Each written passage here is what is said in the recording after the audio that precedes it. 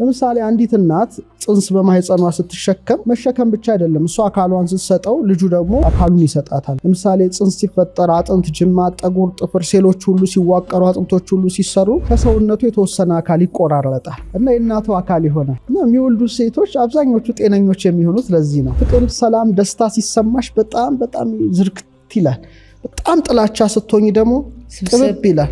በቃ ለዚህ እኮ ነው ወንድሙን የሚጠላ ነፍሰ ገዳይ ነው ይላል፣ በጨለማ ውስጥ አለ ይላል መጽሐፍና የእግዚአብሔር መንግስት አይወርስም ደምድሞታል። የዝም ብሎ የመሸከም ጉዳይ አይደለም። ልጅም ሰጥቶሽ ነው። ስለዚህ የእናትየው የልብ ምትን ሴንስ ያደርጋል፣ ድምጿን፣ እስትንፋሷ። ህፃኑ የሚያውቀው የመጀመሪያው ቋንቋ ነው። ዋናው ምንድነው ውስጥሽ የሚነግርሽ የሆነ ያልተስተካከለ ፍትሃዊ ያልሆነ ነገር እየመጣ ነው። በቃ ደውሉ ያ ነው፣ አላርሙ ያ ነውና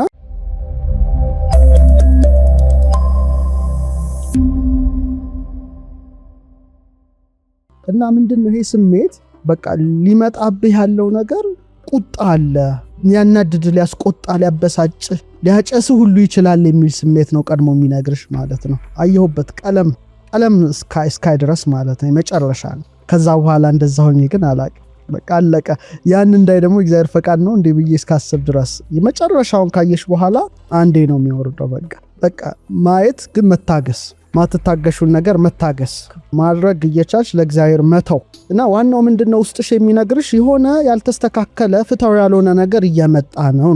በቃ ደውሉ ያ ነው፣ አላርሙ ያ ነውና በእርግጥ ቁጣ ጥሩ ቁጣም አለ፣ መጥፎም ቁጣ አለ።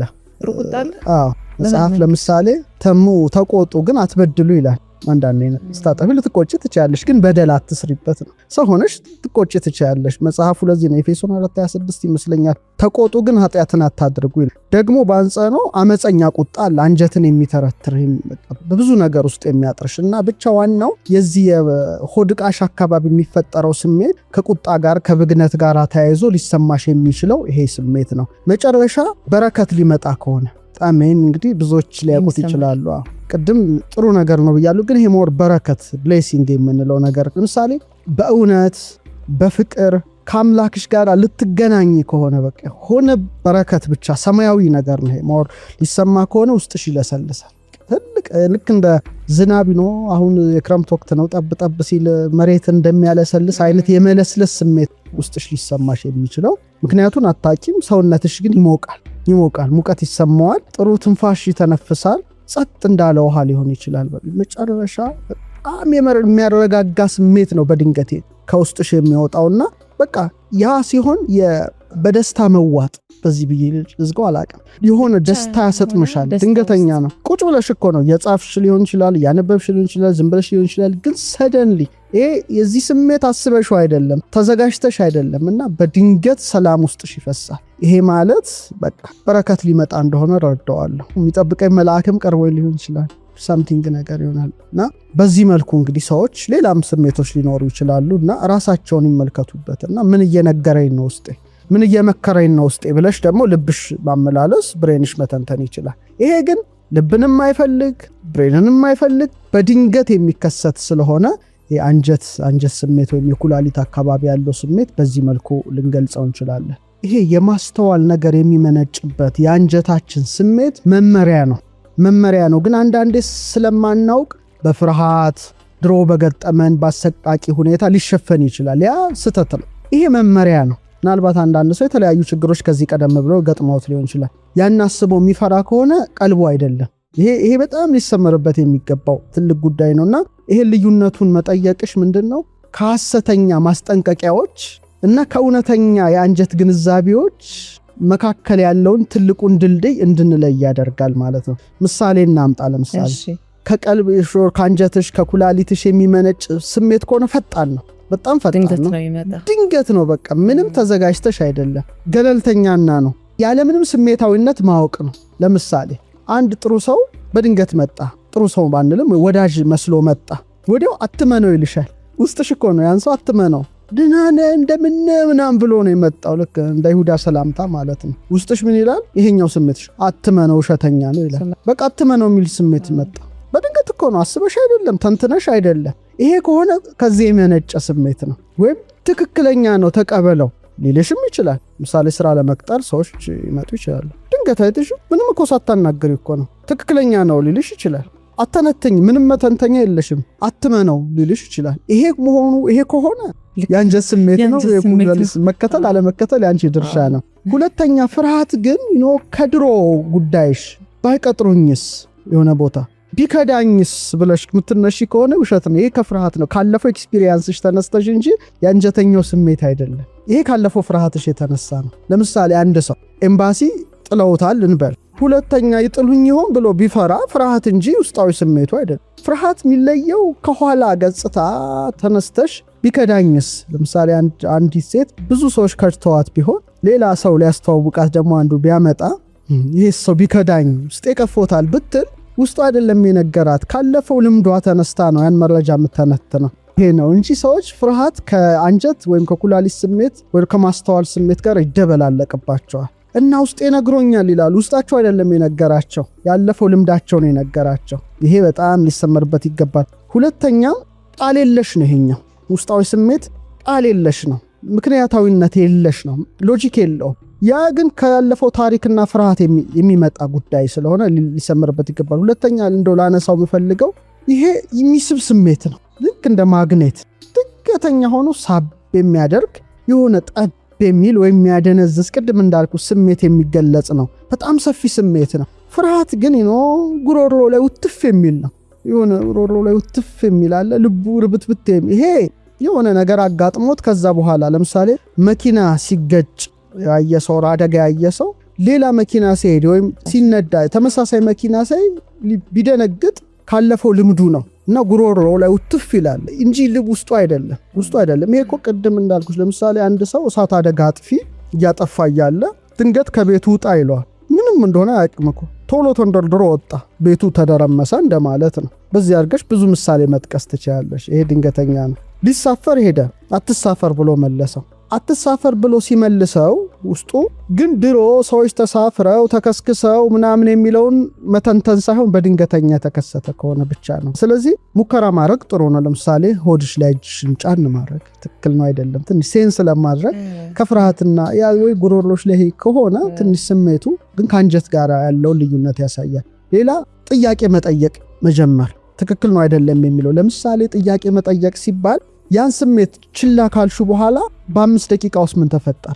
ችላ ብለሹ ውጣ ብሎሽ አንድ ነገር ሳትወጪ ቀርተሽ የሆነ ነገር ተከስቶሽ በ5 ደቂቃ ምን ተከሰተ? እሺ በ5 ሰዓት ምን ተከሰተ? ወር በ5 ቀን ውስጥ ምን ተከሰተ የሚለውን የሆነ ወይም በ5 ወር በ5 ዓመት አይተ ብቻ የሆነ ነገር ከተሰማሽ በኋላ ምን ተከሰተ የሚለውን ማወቅ። ለምሳሌ ድንገት ርብሽ ብሎሽ የዘመድ ሞት ከሰማሽ ቀድሞ ነግሮሻል እንደማለት ነው። ውስጥሽ ውሳጣዊ ምክር ነው። ምንም ካልሆነ ግን ከፍርሃት የመነጨም ሊሆን ይችላል ከሆነ ነገር። ስለዚህ መለየት ቢቻል ለምሳሌ አንድ ድርጅት ውስጥ ልትሰሪ ወር ኮንትራክት ልትፈራረሚ ሄደሽ ይህን ስራ ትስራ ሊልሽ ይችላል እና በቃ ተቀበል ይልሻል። ወዲያ ድርጅት ሊከስር ይችላል ማለት ነው። ይሄኛው ግን ውድቀትን ከመፍራት ነው ፍርሃት። ለምሳሌ አንድ ድርጅት ጋር ተፈራርመሽ የሆነ ነገር ደርሶብሽ ከስረሽ ከሆነ ይሄ ከፍርሃት የሚመነጭ ነው። ኮንትራቱን አትፈራረም የሚለው ያ ግን ድንገታዊ ብልሽታ ነው። አትፈራረም ይላል። ስለዚህ ነው ሚሊዮነሮች ሳይሆኑ ቢሊዮነሮች ነው ይህንንም ስሜታቸውን የሚከተሉት የሚባል ተንትነው ምናምን ሳይሆን እንትናቸውን ይከተሉበታል። ስለዚህ ያለፈውንና የአሁኑን ሁኔታ በማረጋገጥ በገት ስሜታችን በዚህ ሆድቃ ስሜታችንና በልብ ተንትኖ አይምሮ ተረድቶት የሚያስቀምጠውን መረጃ ተንትነን ማቅረብ መረዳት የኛ ጉዳይ ነው።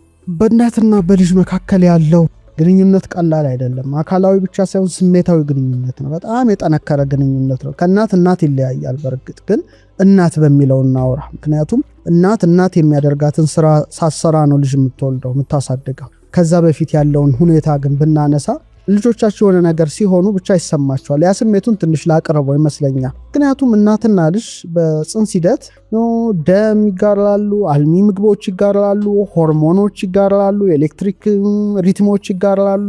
በጣም የማይጋሩት ነገር የለም። ለምሳሌ አንዲት እናት ጽንስ በማህፀኗ ስትሸከም መሸከም ብቻ አይደለም፣ እሷ አካሏን ስትሰጠው ልጁ ደግሞ አካሉን ይሰጣታል። ለምሳሌ ጽንስ ሲፈጠር አጥንት፣ ጅማት፣ ጠጉር፣ ጥፍር ሴሎች ሁሉ ሲዋቀሩ አጥንቶች ሁሉ ሲሰሩ ከሰውነቱ የተወሰነ አካል ይቆራረጣል እና የእናቱ አካል ይሆናል። እና የሚወልዱ ሴቶች አብዛኞቹ ጤነኞች የሚሆኑት ለዚህ ነው። ልጁ አካሉን ይሰጣቸዋል፣ እነሱ ማህፀናቸውን ይሰጡታል። እና ዝም ብሎ የመሸከም ጉዳይ አይደለም። ልጅም ሰጥቶሽ ነው ሰጥቶሽ ነው። ስለዚህ የእናትየው የልብ ምትን ሴንስ ያደርጋል፣ ድምጿን፣ እስትንፋሷ። ህፃኑ የሚያውቀው የመጀመሪያው ቋንቋ ነው። መጀመሪያ የልቧን ምት ይረዳል፣ እስትንፋሷን ይረዳል፣ ስሜቷ ሲለዋወጥ የሱም ይለዋወጣል። ስለዚህ የመጀመሪያ ቋንቋ ነው ለህፃኑ። የጽንሱ የአንጀቱ ኩላሊቱ አካባቢ ያለው በቃ በእናቶቹ ስሜት የታተሙ ናቸው። ደስታዋ ያስደስተዋል፣ ሰላሟ ለጽንሱ ሰላም ይሰጠዋል፣ ብስጭቷ ይጎዳዋል፣ ሐዘኗ ይመተዋል፣ ይደበድበዋል። ለዚህ ነው ለምን ጸነስኩ እያለች የምትበሳጭ ሴት ልጁ ከተወለደ በኋላ ብቸኝነት ይሰማዋል፣ ከሰው ማይገጥም ይሆናል። ምክንያቱም በ18ኛው ሳምንት እርግዝና ጽንሱ መስማት የሚጀምርበት ነው። በ25ኛው ሳምንት ደግሞ የመስማት ችሎታው ንቁ የሚሆንበት ነው። ስለዚህ ልጁም የእናቱን የልብ ምት ይሰማል። ምን አይነት ነው የእናትን ልብ ምት ሲባል ብዙ አይነት ነው። ሰላማዊ ምት አለ፣ የብስጭት ምት አለ፣ ከጸሎት በኋላ የሚመታ ምት አለና ያንን እየተረዳው ነው ማህፀን ውስጥ ያለው። ሁለተኛ ድምጿን ይሰማል። ብታጫውተው፣ መዝሙር ብዘምርለት፣ ምን ብትልለት፣ ልጄ ደህና ነው ሆይ እንደምነ፣ በስትንፋሴ ልክ እወድሃለሁ ብትለው፣ በልብ ምቴ ልክ አፈቅርሃለሁ ብትለው ሊሰማው ሊረዳው የሚችለው ነገር ነው። ስለዚህ ይሄ ነውና ሲወለድ መጀመሪያ ስለሚያውቀው ማህፀን ውስጥ የእናቱን ድምጽ ነው መጀመሪያ ሊለይ የሚችለው አንድ ሕፃን ከአባትም ከምንም በፊት የእናቱን ድምጽ ለይቶ የመስማትና ድምጿን የመፈለግ ሁኔታ እናያለን ማለት። ማህፀን ውስጥ በጣም ሰፊ ግንኙነት አለ። ሁለተኛ ከተወለደ በኋላ አብዛኞቹ ሴቶች እናቶቻችን ልጅን የሚያዝሉት የሚያቅፉት በግራ እንትናቸው ነው፣ በግራ ጎናቸው ነው። ቀኛቸው ጀበና ይዛል፣ ማማሰያ ማስላል ምናምን ይሰራል። ብዙ ሲያጠቡትም እንደዚህ አድርገው ነው። ይሄ ደግሞ የግራ ክፍል የቀኝ አንጎልን ነው የሚቀሰቅሰው፣ የቀኙ ደግሞ ግራ አንጎልን ነው የሚቀሰቅሰው። ግራ አንጎል መተንተን፣ ማመስጠር፣ ሂሳብ፣ ቋንቋ፣ ስራ፣ ልፋ ምናምን የሚል ነው። ቀኙ ደግሞ ሞር ከመንፈሳዊነት ጋር የተያያዘ ነው። ጥልቅ የሆነ ግንኙነት ነው። ይሄ በቋንቋ ነው፣ አፈቅርሃለሁ፣ ወድሃለሁ፣ ምንትስ ነው። ይሄ ግን ቃል ሳይወጣ ፍቅርን መለዋወጥ ነው። ትንሽ ይለያል በጣም ይሄኛው ክፍል ትንሽ ከጥበብ ጋር የተዋሃደ ነው። ተቆልፏል። አብዛኞቹ ክፍሎች ሰዎች ተቆልፏል። ዓለሙ ቆልፎታል፣ ብቻ አክቲቬት አልሆነም እንጂ ይሄ ቃል አይፈልግም። በቃ ዜማ የሚወድ ነው፣ ተመስጦ የሚወድ ነው ምናምንና ይሄን ክፍሏን ሞር ይቀሰቅስላታል። ይሄኛው ቀኙ ግራን ነው የሚቆጣጠረው፣ ግራው ቀኝን ነው የሚቆጣጠረው። እንደ ክሮስ ነው እንደዚህ። ስለዚህ ሳታቀው ከልጇ ጋር ያለው የመንፈስ ትስስር ይጨምራል። የአካላዊ ነገር ብቻ ሳይሆን የመንፈስ ትስስር፣ ከቃል ውጭ ያለ ትስስር። ትብቱ ተቆርጧል፣ ግን ግንኙነቱ ማያቆም የማይቆጠብ ፍቅር በጣም በጣም። ስለዚህ ያ ስለሆነ እናቶች ልጆቻቸው የሆነ ነገር ሲሆን ያቅለሸልሻቸዋል፣ ደረታቸውን ፍን ያደርጋቸዋል። በቃ የሆነ ነገር ተከስቷል፣ ልጄ ምን ሆነ ይላሉ፣ ያውቁ ይችላሉ። ስለዚህ የሰው ልብ ደግሞ ኤሌክትሮማግኔቲክ እንትን አለው። ዛሬ ስለ ልብ አናወራም እንጂ ከአንጎል 60 እጥፍ ኤሌክትሪክ ያመነጫል። ከ5000 ጊዜ በላይ ከአንጎል የበለጠ መግነጢሳዊ ጥንካሬ ያለው። ለዚህ ነው ልብ የሚያፈቅረው። ማግኔት ነው፣ በቃ ያፈቀረውን ይስባልና ቢያንስ 10 ጫማ አካባቢ ወይም እስከ 3 ሜትር አለ ያንቺ ላይት አለ። እዚህ ባዮማግኔቲክ ፊልድ እስከ 3 ሜትር ይዘረጋል። በጣም አፍቃሪ ስትሆኚ ታዩ ላይቱ በጣም ሰፊ ሆነ ወደ 7 ሌየርስ ያለው ምንድነው። ግን ፍቅር፣ ሰላም፣ ደስታ ሲሰማሽ በጣም በጣም ዝርክት ይላል። በጣም ጥላቻ ስትሆኚ ደግሞ ጥብብ ይላል። በቃ ለዚህ እኮ ነው ወንድሙን የሚጠላ ነፍሰ ገዳይ ነው ይላል። በጨለማ ውስጥ አለ ይላል መጽሐፍና የእግዚአብሔር መንግስት አይወርስም ደምድሞታል። ላይቱም ጨለማ ነው ምድር ላይ ያለ ላይት የለው። ለዚህ ነው ወንድሙን የሚወድ በብርሃን አለ የሚለው። ስታፈቅር ላይቱ በጣም እስከ 3 ጫማ እኮ ነው። አሁን ያለው መሳሪያ እኮ ሴንስ ያደርገዋል። ምንድነው የጋራ ልብ ምት ያዳብራሉ ነው። ትክክለኛዋ እናት ነው። አንዳንድ ያተነፋፈስ ስልታቸው ሁሉ ሊዛመድ ይችላል። እናትና ልጅ ሳይነካኩ በቃ ስሜታቸው ይተዋወቃልና ቅድም ያልኩሽ ነው። እትብቱ ተቆርጧል፣ ግን መንፈሳዊ እትብት አልተቋረጠም።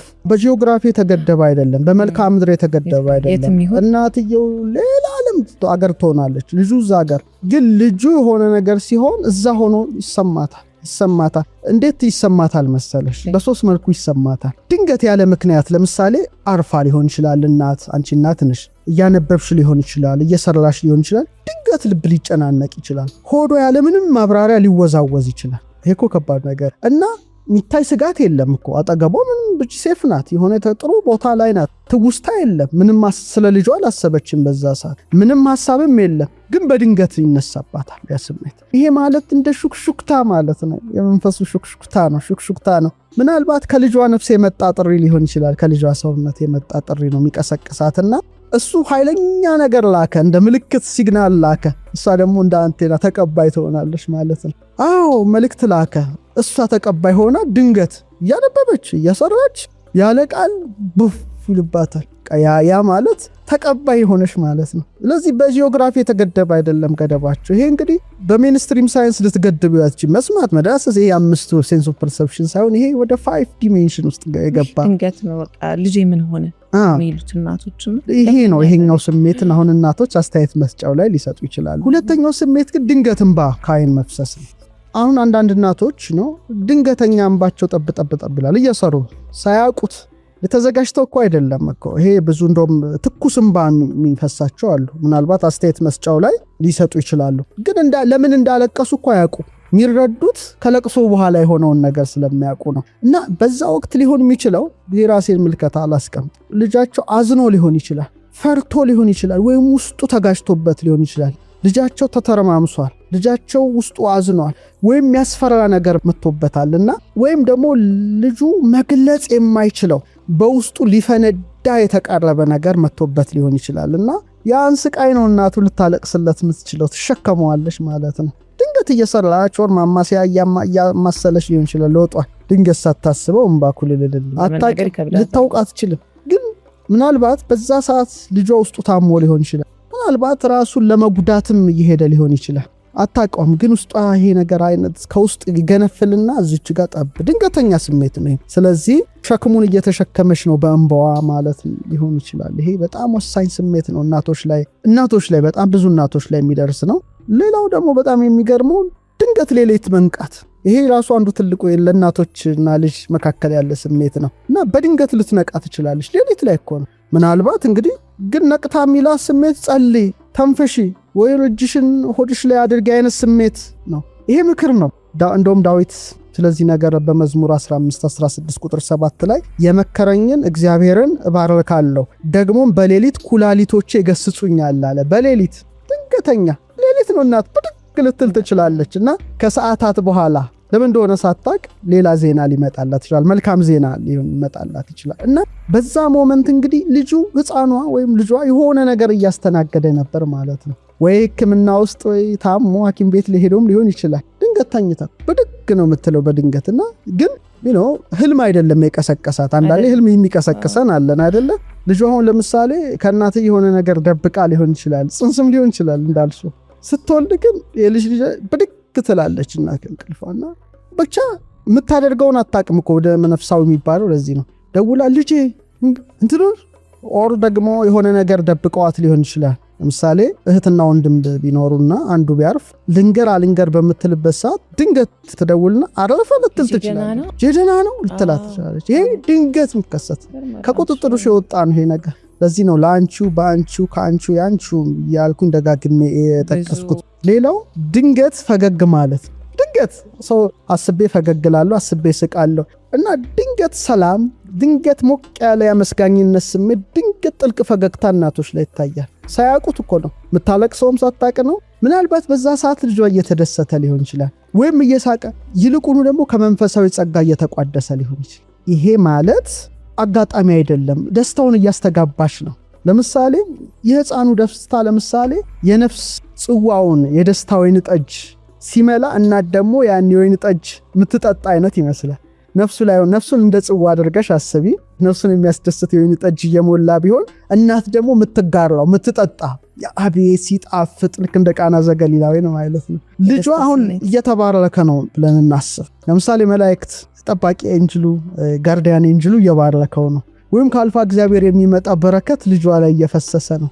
እናት ነፍስ ያውቃልና ፍክክ ትደሰታለች። የሱ ነፍሱ በዛ በደስታ እንትን ውስጥ ስትዋኝ ነው እናትም ያንን ትቋደሰዋለች፣ ፍንክንክ ትላለች።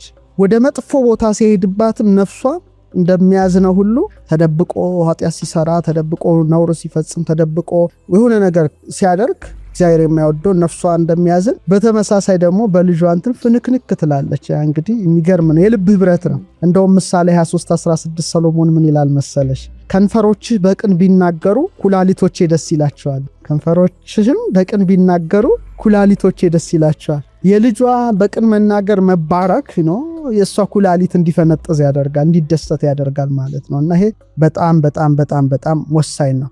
ሌላው አንድ የእናቶች የሚገርም ስሜታቸው ምን መሰለች? በድንገት ያላስገዳጅነት የልጇን ስም ማንሳት። ሳታስበው ነው የልጇን ስም የምታስበው። ልክ ከጸሎት በኋላም ሊሆን ይችላል። የሆነ ነገር አድርገሽ ገሌ ያልሽ ወደሽ እኮ አይደለም የልጇን ስምና እና የህፃኑ ነፍስ ምናልባት እንዳልኩት እያመሰገነች ሊሆን ይችላል፣ መንፈሳዊ በረከት እያገኘች ይሆናል። እና ሳታውቀው እናትየው ምናልባት የልጇን ስም በድንገት ታነሳለች ማለት ነው። እና ልክ በድንገት እንደሚበራ ሻማ አለ አይደለ? ብልጭ እንደሚል መብረቅ፣ የመብረቅ ብልጭታ በተመሳሳይ መልኩና ይህ ብቻ ሳይሆን ልጁ የሆነ ነገር ሳይሆን ለምሳሌ ከልጇ ጋር ባላት መስተጋብር አስቸጋሪ ነገር እሷ ላይ ሳይሆን እሱ ላይ ሊመጣበት ከሆነ ትጨናነቅ፣ ምቾት ልታጣ ትችላለች። የሆነ ነገር ሊደርስበት ከሆነ ልጄ ምን የሆነ ነገር ብላ ልታስጠነቀቀውም ትችላለች ለሷ። ይሄም ወሳኝ ነው። የሆነ ነገር ሊያገኝ ከሆነ ልጁ ከማግኘቱ በፊት ደስታ ሊሰማት ይችላል። ደግሞ አንዳንዴ ግራ የሚያጋባ እሱም ህይወቱን ሊቀያይረው ይሆን ይችላልና ቀድሞ እንደ መስታወት እሷ ላይ እንጸባረቃል እሷ ነፍስ ላይ። ስለዚህ ምልክት ነው፣ ጸሎት ነው፣ ግንኙነት ነው። እናት በተለይ ደግሞ ከልጇ ጋር እንዲህ ያለ ትስስር ካላት ጥሩ እናት መሆን አለባት። ሞር ይህን ቲዩሽኗ ከፍ እንዲል ከፈለገች ጽንስ ላይ ነው መጀመር ያለበት። ሞር ጥብቀታቸው እኛ ባለፈው የሆነ ቦታም እንደዚህ ፖድካስት ተጠርቼ አብዛኞቹ እናቶቻችን እህቶቻችን ሲጸንሱ የሚያምራቸው ምግብ ነው ብያለሁ። እንዲያማረኝ መታወቂያቸው ምግብ እስኪመስል ድረስ ይሄ በጣም ስህተት ነው። እንዴት ሰው ስለ ምግብ ጥሩ ነው አንዱ ስሜት አይካድም። ግን ሞር ጽንሱን ከተሸከመች ጀምሮ የመጀመሪያዋ እናት መሬት አለች አይደለ? የሰው ልጆች እናት እናቺም እናት ሌላ እናት ናት። በመቅደስ ውስጥ መቅደስ ተሸክማለች። እኔ እንደዛ ነው የምረዳው። ሰው መቅደስ ነው። ይህም ልንክደው ማንችለው እግዚአብሔር መቅደስ ማደሪያ ነው፣ ዙፋን ነው። አንድ እግዚአብሔር ማደሪያ የሆነ ጽንስ እሷ ደግሞ መቅደስ ናት። በመቅደስ ላይ መቅደስ ስላለው እኔ እንደውም አንዳንዴ ውሳጤ መንጦላይት፣ በውስጥ ውሳጤ መንጦላይት ማለት የመጋረጃው የውስጥ ውስጥ ቴምፕል ነው። ደስ የመጀመሪያው ሕፃኑ እና ጥሩ እናት ብትሆን መወርስም እንትን ለማድረግ በልብ ምትዋልክ አሁን ስተነፍስ በልቧ ምትልክ ልጇን የማፍቀር ስሜትን ግን ውሃ ስትጠጣ ራሱ የፍቅርን ስሜት አብራ እየላከች መጎንጨት አለባት ለልጇ። ስትተነፍስም ከፍተኛ ትንፋሽ እና ደግሞ ከቅዱሳት መጻሕፍት አውጥታ ማንበብ። ምሳሌ ቅድስት ድንግል ማርያም ኤልሳቤጥን ስትጎበኝ ጽንሱ በደስታ በማህፀኑ ሲዘል የሚያነሱ ዳዊት ግሩምና ድንቅ አድርገህ ፈጥረኸኛልና አመሰግንሃለሁ አይነት በቃ ይሄ አይነት ንባብ ነው። ምን ይሰራሉ? የማንን ጎፈር ያበጥራሉ ነው። የኛ ሴቶች ኤሌክትሮማግኔቲክ ጨረር ያለውን ሞባይል አንስተው ቲክቶክ እየከፈቱ ጽንሱን መጉዳት እንጂ መጥቀም አይችሉም። እንደውም ከአንድ ወዳጄ ጋር ለአጋጣሚ ትላንት ስንጨዋወት የሆነ ነገር አነሱልኝ እና በጣም በዝሙርም ከፍትለት ነበር ምን አሉ።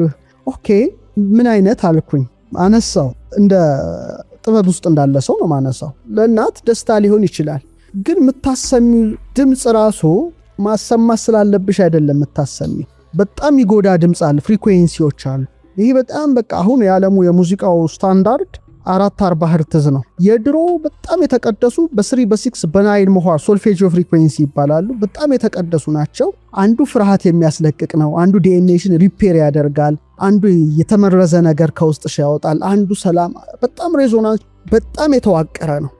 መጨረሻ ላይ ምንድነው የሙዚቃው ኢንዱስትሪ ያበላሸው ነገር 440 ሄርትዝ ስታንዳርድ አደረገ። ያ ማለት በደንብ ታቅዶበት የተሰራ ነው። ለውሃ ብትከፍችለት ውሃው ራሱ ሞለኪውላር ስትራክቸሩ ሲበታተን ቅርጹ በጣም ተሞክሮ የታየ ጉዳይ ነው። በጣም ልስልስ ያለ እንደ ፍሉት ነገር እንደ በገና አይነት ነገር ይሄ ሲሆን ደግሞ በጣም የተለየ ደስታ ያፍለቀልቃል እና በ440 ሄርትዝ የተላከም መርሙዝ ምንም ብከፊ ቢሆን መልክቱ አይደለም። ከዛ ውስጥ የሚወጣው ኃይል ግን በጣም በጣም ከባድ ነው። ውሃ ነው፣ አሚኒዮቲክ ፈሳሽ እኮ ነው ውስጥ ያለው። ምንድነው የተሰራው ስራ? ለምሳሌ ከውሃ አንጻር ተናግሬ ልጠቅልለው። ውሃ ላይ ወድሃለው፣ ጠላሃለው፣ መልካም ነገር፣ ክፉ ነገር ሞተው ጃፓን ላይ የተሰራ ነው። ፕሮፌሰሩ የሰራው እና መደጋገም ዳዊት እንደሚደገም ዳዊት ደገመ ማለት ሪሳይት አረገ፣ ደጋገመ ነው። ወድሃለው፣ ጠላሃለው እያሉ ተናገሩ። በኋላ ፍሮዝን አቀዝቅዘው ክሪስታሉ ሲታይ መልካም ቃል የተነገረበት ውሃ ጥሩ፣ መጥፎ ቃል የተነገረበት ውሃ እንትን። በተመሳሳይ መልኩ የተለያዩ ፍሪኩዌንሲ ተከፈቱለት ለውሃው። ይሄ በ3 በ6 በ9 ቴስላ ያለው ማለት ነው። እነዛ የድሮዎቹ ዜማዎች በሙሉ በዛ አሁን የግዕዝ ፊደል በዛ ስትራክቸር የተዋቀረ ነው። የዛ ሊቅ እንደሆነ ሰው ነው ማወራው፣ እንደ ልምድ አዋላጅ አይደለም። በዛ ስትራክቸር የመጣን እና ሃርመኒ ያለው ስምምነት አለው እንጂ ብጥብጥ ያመጣ። ይሄኛው ግን ለእናትየውም ጥሩ ስሜት መፍጠር። አሊያ እሷ ተበጥብጦ ውሃ ነው ደግሞ አሚኒዮቲክ ፈሳሽ ነው፣ ይበጠበጣል እሱ። እኛ ጥሩ መስሎን ነው ልናዳምጠው ምንችለው። ይሄ ማለት ጥበብ የጎደላት እናት የምታደርገው ነው። ማህበረሰብን የሚጠቅም እውቀት ላይ እንደ ሀገር አልሰራ ነው።